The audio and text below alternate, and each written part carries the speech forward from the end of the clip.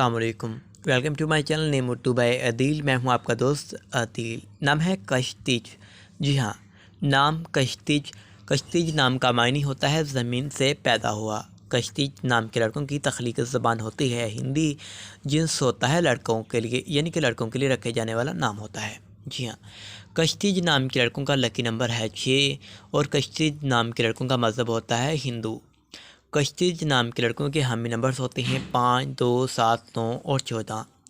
कश्तीज नाम के लड़कों का बेहतरीन वक़्त होता है 11 बजे से लेकर 1 बजे तक का होता है और मुआफ़िक वक़्त होता है 11 बजे से लेकर 1 बजे तक और मुआफ़िक दिन होते हैं बुध और जुमा। बुध और जुमे का होना कश्तीज नाम के लड़कों के लिए अच्छा रहता है। असूल ज़िंदगी में अब बात करते हैं। आप हर चीज़ को गहराई की हद तक समझना चाहते हैं जो कभी आपके लिए मुश्किलात पैदा कर सकती हैं। कश्तीज नाम के लड़कों की मुआफ़ी दातें होती हैं कांसी और तांबा होती हैं। मुआफ़िक रंगों में होता है सब्ज़ और पीला रंग, पत्थरों में होता है फ़िरोज़ी पत्थर। तो कश्तीज आप हमारे channel name Urdu by Adeel को सब्सक्राइब ज़रूर करें।